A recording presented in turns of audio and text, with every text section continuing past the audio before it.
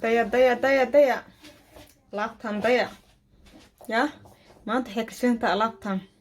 Etoobiyaanka ya iskama jarasha ahun waa sheekada ujeedin meeshan faanteen Etoobiyaan caadi aan naqdiya ayluun gilluun dhumbulukway galalongay garalo dhumbulukway Etoobiyaan caadi aan naqdi maanta faanteen waa marqa Etoobiyaanka oo kunta laga sameeyo basasha iyo canjeer Soomaali waxuu ka baryaaya canjeer Etoobiyaan ma laha maraq sameyntiisa asaxadid canjeer Etoobiyaan uma baahnid macaanta canjeer Etoobiyaanka dhan waa maraqa insha Allah maanta alaabtaan ka shidan tahay waxaan sameeyay maraqa Etoobiyaanka iyo canjeeladana sameeyay hadaa jeceshahay in aad ka faa'iideysato sida u sameeyay fadlan ka soo daawo fiidiyoga dhameystiran kanaalkayga cusub aan u wareegay ana Faadumo channel kanaalkaas tag bilaaw ilaa dhamaad ka soo daawo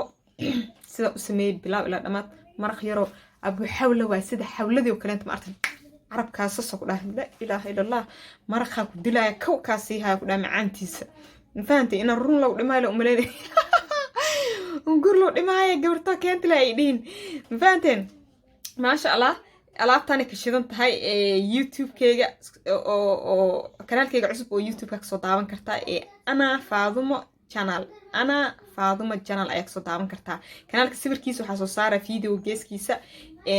linkiga kanaalkana waxa ku qabanaa qaybta kor oo commentiga ku soo qoraysiin meesha ugu korayso waa kan kanaalkayga cusub soo booqda ku dul qoraa juglaysi qaybta buluuga waa ku dhex jirtaa boqolka ya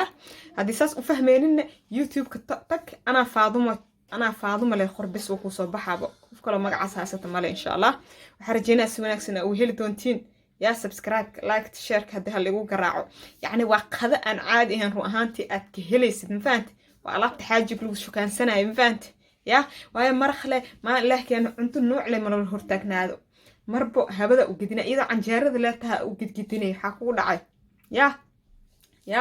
مرب سوقدا وجدني مرب ننع وجدني مر عن جالدا جدني ساو حق دغه ساموفو مرب ننع جدني ادي جهada ka qasaysa xaajiga waxa la rabaa gurigaada laba bir oo imaado la ilaaha illa allah ma chamaad ban moogan kara chamaaday inuu intaas leebis oo guro seen ku iri fi amaan illah